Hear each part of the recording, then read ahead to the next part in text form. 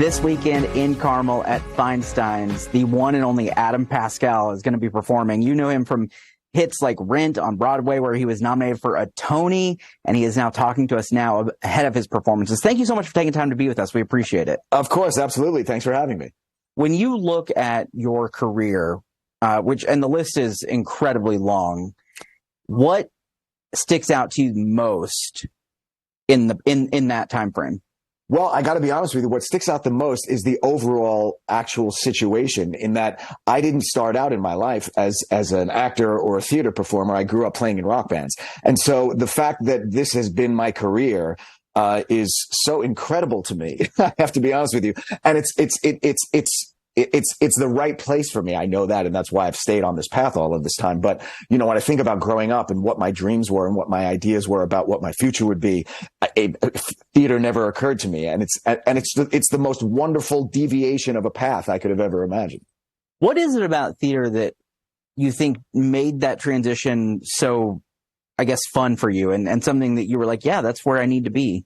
Well, you know, I don't know what it was specifically necessarily, but I can tell you that so like I said, I grew up playing in rock bands, and the first time I stepped on a stage in a musical theater production, which actually was Rent, ironically enough, it felt so natural, it felt so comfortable in a way that singing in a rock band never did, and I never really was able to articulate it in any sort of way. I just had this feeling that, like, oh, I don't belong here. I don't belong here. I never knew what it was. And then once I started doing theater, and that felt like home immediately, I was like, oh, I get it. This is where I belong.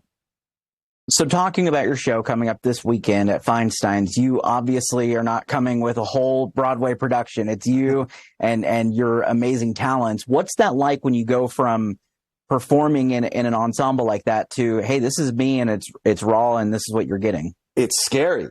It's really scary. You know, I'm used to entertaining people, of course, but like in the context of being on stage with a bunch of other people and sets and lighting and costume and all this stuff. And I always sort of took the position that, like, if I was ever in a production that an audience member didn't like, I would try to take solace in that, like, well, I did the best I could. If you don't like the show, I didn't write it. What do you want me to do about it? You know, but now this is just me, right? So it's just like, I'm completely responsible. If they leave not liking the show, there's nobody else to blame. So I'm sure they're going to love it. No doubt there. I mean, you are insanely talented. What can people expect from your performance? What kind of things are you going to be doing? Well, it's a solo acoustic performance, so it's just me and my guitar. And I basically go through my career on Broadway, and in between, I talk about, on some of the shows, the songs that I auditioned with. I tell some stories about things that were going on in my life at the time during, particular shows. And then I sprinkle in some other songs in there, some other songs from shows that I haven't been in, a couple of pop or rock songs, so it's kind of splintered into, those types of songs are splintered into more of a story arc about, like, sort of where I started and where I am right now. How fun is that for you when you're piecing all of that together and you're building this show out, that you get to see it and go, okay, I want to start this way, and this is where I really get them, and this is how I'm finished it. How fun has that been? It's been a lot of fun, and it's a lot of trial and error, you know what I mean? And it's a lot of, it's in a way, when you get up there alone, I liken it to, not that I'm a stand-up comic, but like you're trying out material, you know what I mean? And you're seeing what works, you're seeing what doesn't work, you're seeing what kind of stories work, not just the songs, but like this sort of interspersed, dialogue in between and all of that stuff. So it's a lot of fun, and I've been doing it for a long time, and I finally got it to a place, I finally have a career behind me long enough to tell a story like this, like it takes a while. Have you performed in Indiana before, or is this your first trip to Hoosier State? No, I've been to Indiana many times, on national tours, with some other gigs of mine. So I've been there a lot. What's it going to be like for you? Because Feinstein's is such an intimate space compared to a stage like that. I mean, people are literally sitting in front of the stage while you're playing. So right. How do you like that compared maybe to other things? Well, again, I'm used to playing in much larger houses, like on Broadway or on national tours, playing to 2,000 seat houses, sometimes 3,000 seat houses.